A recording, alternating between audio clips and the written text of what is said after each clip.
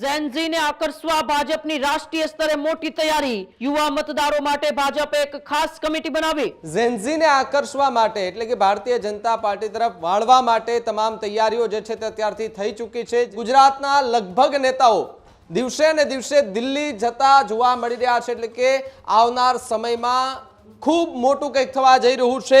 રાષ્ટ્રીય કમિટીમાં deputy CM હર્ષ સંઘવીને મહત્વની જવાબદારી સોંપાઈ।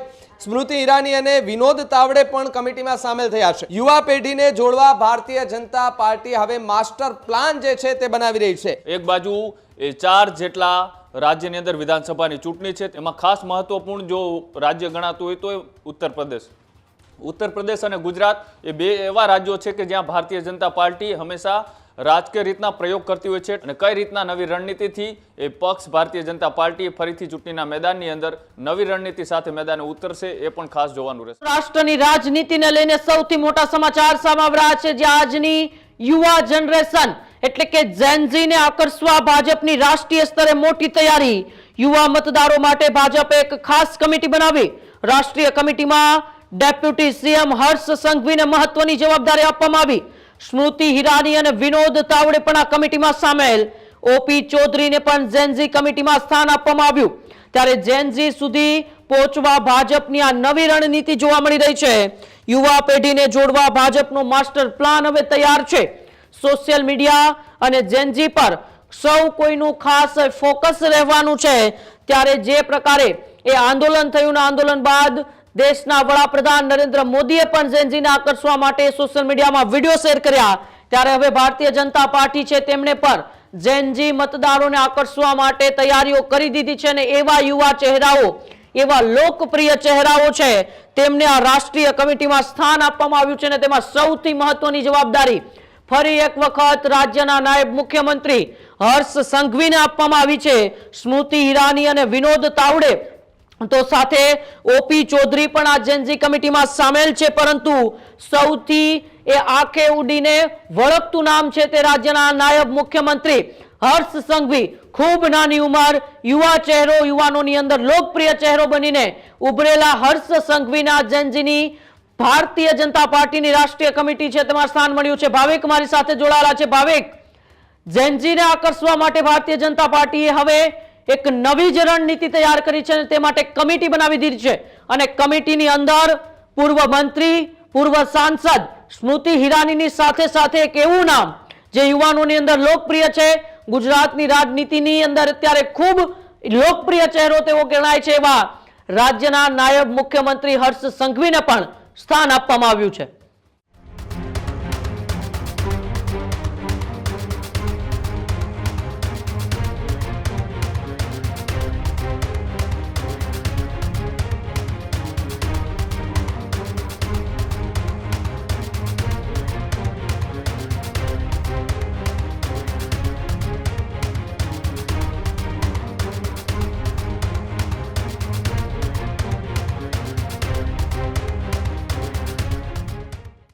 ચોક્કસથી જ ઉમંગ, જો વાત કરવામાં આવે તો આ સૌથી મોટી જવાબદારી ફરી એકવાર ગુજરાત રાજ્યના ડેપ્યુટી સીએમ હર્ષ સંઘવીને આપવામાં આવ્યું છે।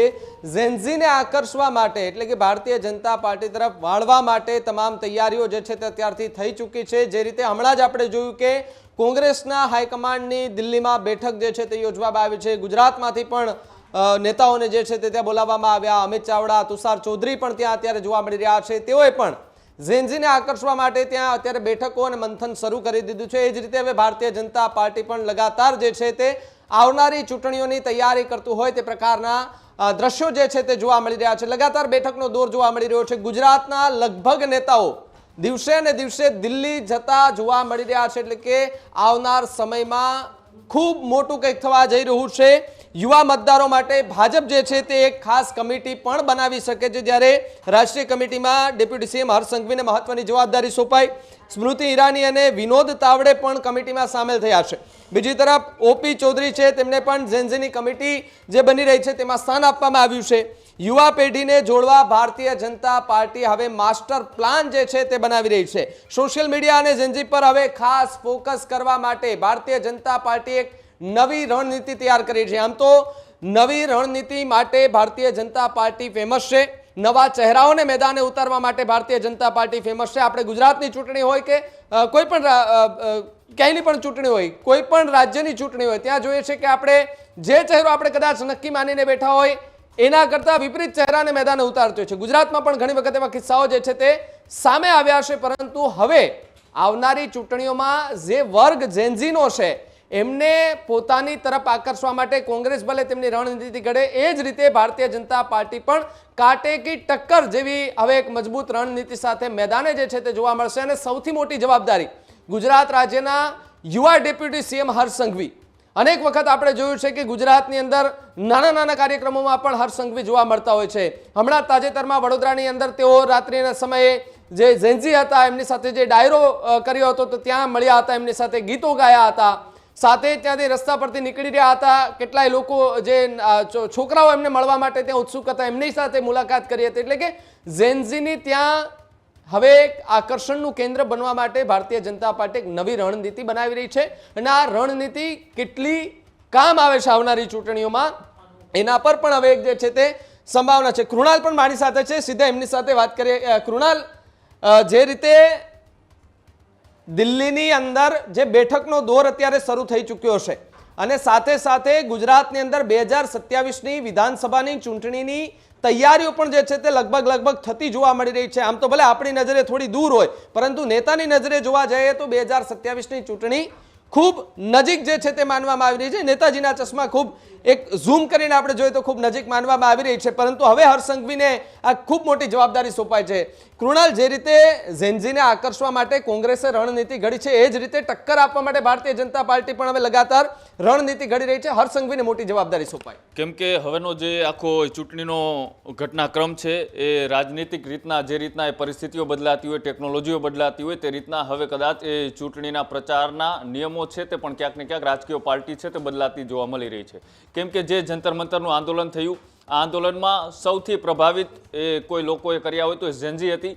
જેન્ઝીએ સોશિયલ મીડિયાના મારફતથી એક જે શિક્ષણ પ્રધાન હતું તેમનું રાજીનામું લેવામાં તેઓ સફળ થયા અને ફરી એક વખત જંતર મંતર અને રામલીલાનું ગ્રાઉન્ડ છે ત્યાં અત્યારે અનામત હટાવો આંદોલનની શરૂઆત થઈ ચૂકી છે. એક બાજુ એ 4 જેટલા રાજ્યની અંદર વિધાનસભાની ચૂંટણી છે, તેમાં ખાસ કરીને ગુજરાત, ઉત્તર પ્રદેશ, સાથે જ ઉત્તરાખંડ અને જે આસપાસના જે બીજા 6 રાજ્ય ટોટલ ગણીએ તો એની ચૂંટણી છે. એમાં ખાસ મહત્વપૂર્ણ જો રાજ્ય ગણાતું હોય તો ઉત્તર પ્રદેશ અને ગુજરાત એ 2 એવા રાજ્યો છે કે જ્યાં ભારતીય જનતા પાર્ટી હંમેશા રાજકીય રીતના પ્રયોગ કરતી હોય છે. એટલે કે રાજકીય લેબોરેટરી તેમને માનવામાં આવતી હોય છે. અહીંયાથી જે કાંઈ નિર્ણયો થતા હોય છે, નિર્ણયોને ખાસ આખા દેશની અંદર ભારતીય જનતા પાર્ટી લાગુ કરતી હોય છે. એટલા જ માટે જેન્ઝીઓની આ જે નવી પેટર્ન છે એ પેટર્ન સાથે ભારતીય જનતા પાર્ટીએ જેન્ઝીઓને પાર્ટીમાં જોડવા માટે સ્મૃતિ ઈરાની હોય કે પછી યંગ નાયબ ગૃહમંત્રી અને સાથે સાથે અલગ અલગ જે વિસ્તારના જે